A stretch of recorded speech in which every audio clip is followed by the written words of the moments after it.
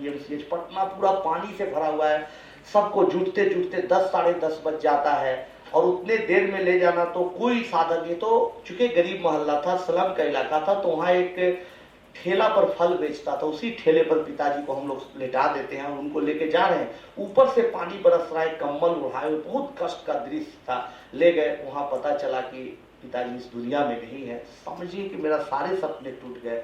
एकदम मैं अपने आप को गिरा हुआ समझ रहा था कि अब मैं कुछ नहीं कर सकता हूँ।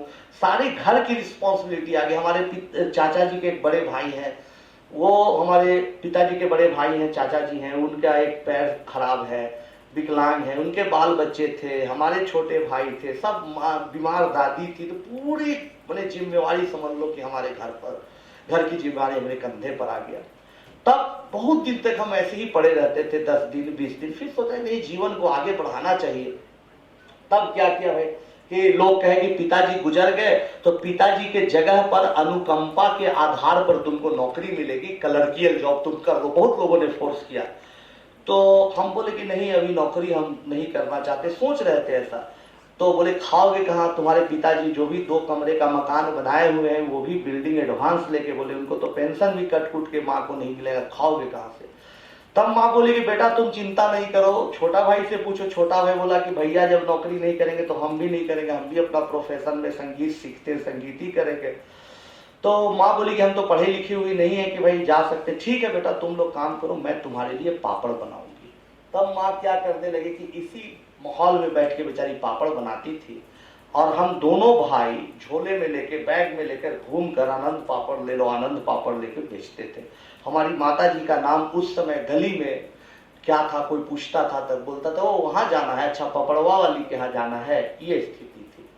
खैर हम लोग बुरा नहीं मानते थे, क्योंकि पिताजी हमेशा सिखाते थे कोई काम अगर ईमानदारी से करते हो तो बुरा नहीं है, कोई काम छोटा नहीं है। इसी को सिद्धांत बना के पापड़ बेचने का काम किया। बहुत कोई दारू पी के, शराब पी के आता था, 2 गुंडे टाइप का लफंगा पान खाए हुए का, कितना का पापड़ है भाई, 12 रुपया लाओ, पैसा ही नहीं दिया। एक बार एक तबराक मार भी दिया। तो ये सब चलता रहा, सहते रहे दर्द, लेकिन समझौता कभी नहीं किया कि नौकरी कर लो। कि चलो दिन भर पढ़ते थे मैथमेटिक्स, पढ़ते पढ़ते पढ़ते पढ़ते फिर एक दिन 2 साल 3 साल बाद मेरा भाई बोला कि भैया कब तक ये काम करेगा, आप में जब पढ़ने का पढ़ाने का जुनून है तो क्यों नहीं आप छोड़िए, कैम्ब्रिज नहीं गए तो नहीं गए, आईआईटी में लेक्चरर बनेंगे तो नहीं बनेंगे, कोई बात नहीं है, आप यहीं से शुरू करिए।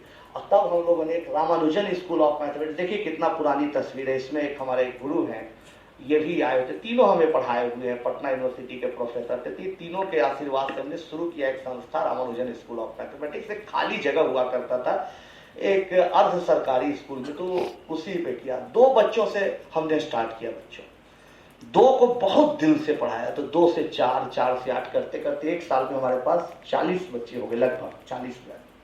कॉन्फिडेंस बढ़ा और अच्छा पढ़ाने का प्रयास किया, तो फिर 200, 300, 400 करते करते इतने बच्चे हो गए कि मुझे टेस्ट से एडमिशन लेना पड़ा। इस समय तो हम लगभग जो दे दिया उसके आधार पर पढ़ाते थे, लेकिन बाद में क्या हुआ, हमने एक फी निर्धारित किया कि वो भी बहुत कम था कि साल का 500 रुपया लेंगे। एक आईआईटी का बैच था, एक बैंक पीओ का बैच था, हम पढ़ाएंगे। कुछ लड़का बैंक में पीओ बन गया, कुछ आईआईटीआर बन गया, कुछ बिहार इंजीनियरिंग के इंट्रेंस टेस्ट में वो चर्चा होने लगी, बड़ी लोग दूर दूर से दूसरे डिस्ट्रिक्ट से आने लगे। स्लम के लिए ना रह के हर के लिए ये स्कूल हो गया, रामानुजन स्कूल ऑफ मैथमेटिक्स। करते करते एक दिन एक बच्चा आया, मेरा भाई है ये, उस समय सीढ़ी, मेरा कोई ऑफिस कोई जगह नहीं था, इस सीढ़ियों के नीचे वो मकान मालिक कहा था, एक कॉन्सेप्ट करके कोचिंग का जगह था, कहा कि तुम यहीं बैठ जाओ, यहीं तुम ऑफिस संभालो। कोई बच्चा आता था तो बातचीत करते थे। तब सुपर 30 कैसे बना, एक लड़का था अभिषेक, वो एक दिन आया, कहा कि सर हमको पढ़ा दीजिए, हम पैसा 500 रुपया बाद में देंगे। हम कि क्यों भाई बाद में दोगे, तो पिताजी खेतों से आलू निकालेंगे तो देंगे। तो पढ़ो, फ्री में पढ़ो। तो नहीं सर, पिताजी खेतों से आलू निकालेंगे, जनवरी में हम देंगे, आपको पढ़ा दूँ। हमें तुम यहाँ तो पढ़ लोगे, फ्री में पढ़ा भी रहे, लेकिन तुम रहोगे कहाँ, खाओगे कहाँ। तो नहीं सर, हम तो बड़ा दिक्कत की स्थिति में। क्यों, तो हम तो एक वकील साहब है, उन्हीं के मकान में दरबानी करते हैं, हाउस गार्ड की तरह रहते हैं, वहाँ बहुत कम लोग आता जाता है, दिन भर किताब लेके पढ़ते हैं। तुम एड्रेस लिखो, को विश्वास नहीं हुआ, एड्रेस लिखा। हम दोनों भाई गए, 2 दिन बाद देखे सही में सीढ़ियों के नीचे अपना बैठा हुआ है, ड्रेस पहन के और लिख रहा है अपना। पढ़ रहा है, हमको लगा कि भाई ऐसे ऐसे भी लोग होते हैं। एक तो लोग आज हैं कि सुविधाओं से आगा ही नहीं रहे हैं, व्हाट्सएप खेल रहे हैं, फेसबुक खेल रहे हैं, टाइम वेस्ट कर रहे हैं। ये बच्चा बेचारा ऐसे कर रहा है। उस जमाने में तो नहीं था व्हाट्सएप, ये सब उस सब में भी बहुत सारा डिस्ट्रैक्शन का जरिया था। अभी वो गजब है, हम कहते खा रहा है, हमको 2-3 दिन तक मन नहीं लगा। मेरे भाई मेरे माँ सबसे डिस्कस करके तब हमने सुपर 30 की शुरुआत की कि ऐसे ही बच्चों, अभिषेक को हमने चुना था, ऐसे ही बच्चों को लेके 30 बच्चे जिसमें मेधा है, टैलेंट है, लेकिन पढ़ने की सुविधा नहीं, उनको हमने अपने घर में रखा।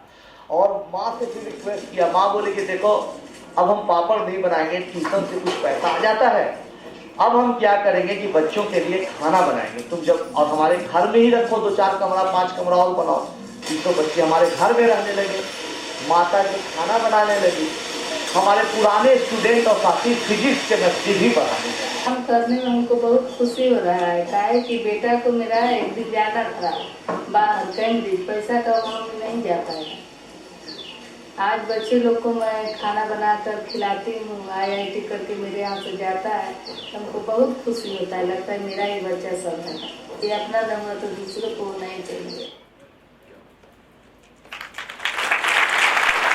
इस तरह से प्रोग्राम चला, हिंदू मुस्लिम कोई हम लोगों में भेद नहीं, हर जाति हर धर्म के लोग। कितना लोग हल्ला उड़ाता, कह रहे सुपर 30 उसमें तो दलित और आदिवासी बच्चे पढ़ते नहीं, जनरल कैटेगरी के रहे, OBC के रहे, कोई जाति के रहे, कोई धर्म के रहे, उससे कोई फर्क नहीं पड़ता। कौन बच्चा के पास पैसा नहीं है, कौन बच्चा अपने से नहीं पढ़ाई कर सकता है, वो हमारे लिए सबसे उचित बच्चा है। जाति और धर्म के नाम पर बंटवारा नहीं है। हर साल 2 बच्चे मुस्लिम बच्चे हमारे साथ पढ़ते हैं, हर साल 2 बच्चे, 3 बच्चे, 4 बच्चे, कभी 1 बच्चा ऐसा मुस्लिम रहता है। ये 2-3 साल पुराना, 3 साल पुरानी तस्वीर होगी जिसमें 2 मुस्लिम बच्चे हमारे साथ थे। ये है महमूद और जो गला लग रहा है हंजला। हमने ईद की छुट्टी की 4 दिनों की, क्योंकि जाओ भाई सबकी पढ़ाई बंद, क्योंकि हम सोचे कि अगर अभी नहीं बंद करेंगे सभी को तो इसलों को हर्ट करेगा कि वो लगता है नहीं दिया छुट्टी, हिंदू है, कि चलो सबकी छुट्टी। ये दोनों आया 2 दिन बाद, कहा कि नहीं सर आप छुट्टी 3 दिन बाद कर दे जा रहे, छोड़ दीजिए, हम लोग पढ़ेंगे ज्यादा अच्छा है। क्यों? अरे सर दीपावली होली सब आपके साथ मनाते हैं तो फिर ईद क्यों हम मनाएं, मम्मी भी कहीं वहीं रह जाओ। एकदम रोने हो, कहीं यार तुम इतना अपना समझते हो तो रह जाओ, अच्छी बात है। ईद का दिन आया, बोले भाई ईद कैसे मनाया जाए भाई, तो बोला कि हाँ ये बात तो है सर, ईद कभी आप लोग मनाएंगे कि नहीं।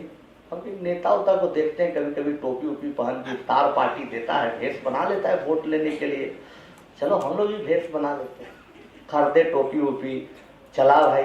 फिर उसके बाद माँ जो भी है पूरी सब्जी कुछ स्पेशल सेवई वगैरह बनाई। तस्वीर में आप हमारी वाइफ को भी देख रहे हैं, वो भी खाना बना रही है, देख रहे हैं। हमारी वाइफ पढ़ने में बहुत अच्छी थी, अपने जमाने में IIT से पढ़ाई की हुई है। पढ़ाई करने के बाद सॉफ्टवेयर इंजीनियर के तौर पर बेंगलोर में काम करती थी। शादी हो गई, कुछ साल आते जाते देखी कि अरे ये तो बहुत अच्छा काम हो रहा है। हमने कहा कि देखिए आपकी इच्छा है, आप रहिए बेंगलोर में, कोई दिक्कत नहीं, हम लोग मिलते जुलते रहेंगे, लेकिन आप काम हम भी नहीं छोड़ सकते, आपको भी नहीं छोड़। 2-3 साल बाद इनको लगा कि नहीं काम जो हो रहा है सच में सार्थक है। उन्होंने कहा नहीं, अब जब आप काम कर रहे हैं तो इसको मैं और अच्छा करूंगी, मैं भी इसमें केमिस्ट्री पढ़ाऊंगी, खाना बनाने में माँ बुजुर्ग हो गई मदद करूंगी, लेकिन मैं नौकरी छोड़ दूंगी। आज हमारे साथ नौकरी छोड़ दी काम कर। तो हमारे भाई साहब पूरा देखते हैं सिस्टम को, हमारे अलावे मेरा छोटा भाई देखता है, पढ़ाने के अलावे सारी जिम्मेवारियां को, बच्चों का खाना रहना सिलेक्शन टेस्ट सब देखता है। उनकी वाइफ भी इंजीनियर है, वो भी लगी हुई, तो पूरा परिवार मिलके इस प्रोग्राम को आगे बढ़ा रहा है। मेरा एक छोटा बच्चा भी है, वो भी सब बच्चों के साथ खाता पीता, थोड़ा बड़ा हो गया है, 3 साल पुरानी तस्वीर है, नटखट जैसा करते रहता है। एक तो पारिवारिक माहौल में बच्चे। तब आया बच्चों डोनेशन का समय कि भाई डोनेशन ले लीजिए। पहले तो जाना था कैम्ब्रिज, कोई पैसा नहीं देता था, मजाक उड़ाता था। प्रोग्राम सक्सेसफुल हुआ तो लोग डोनेशन देने लगे।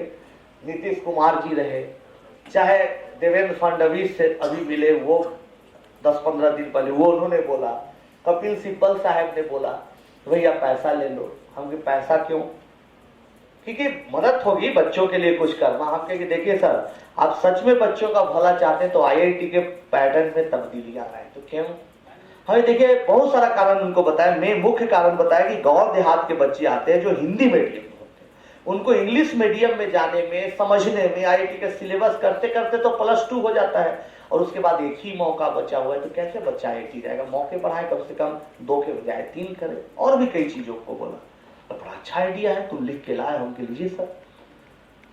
बोले अच्छा विचार करते हैं। तो अच्छा सर प्रणाम, चले गए। 1.5-2 साल बाद फिर एक जगह मिल गया, अवार्ड दे रहे थे हमको। आयोजक ने बोला आनंद जी कुछ आप बोलिएगा मंत्री जी को। हम कहे हाँ। हम बोले कि सर आपको याद होगा ऐसी ऐसी मांग हमने किया था, क्या हुआ सर? तो हंसने लगे। तब आयोजक बोला कि भैया नहीं आप बोलिए माइक पर, कुछ जवाब आपको देना होगा, इनका लॉजिक बड़ा अच्छा है। तो बोले कि अरे मैं विचार कर रहा हूँ। विचार ही करते रहे, इनकी सरकार चली गई। बहुत लोग मिले, अखिलेश जी मिले आपसे, बहुत लोग, रमन जी मिले, अभी चौहान जी, शिवराज चौहान जी 2-2 बार अवार्ड दिए, मदद की। बहुत लोग बोला। कलाम साहब ही बेचारे थे एक आदमी जिन्होंने बोला पैसा की बात न करके बोला ताकत बनाए रखना, कभी हिम्मत नहीं हारना। जो तुम काम कर रहे हो, अच्छा काम कर रहे हो, हौसला केवल नहीं छोड़ना। मनमोहन जी भी एक दिन बुलाए, बोले सब बोल रहा था, हम भी बुला देते हैं। पत्र आया कि भाई चाय पर बुलाए। अब देखिए सब लोग इन पर बहुत चुटकुला कहानियां लिखे, लेकिन आदमी दिल के बड़ा भले हैं। हम उल्टी बात आपको बता रहे, जब गए तो बड़ा प्रेम से चाय पिलाए, फिर बोले कि अच्छा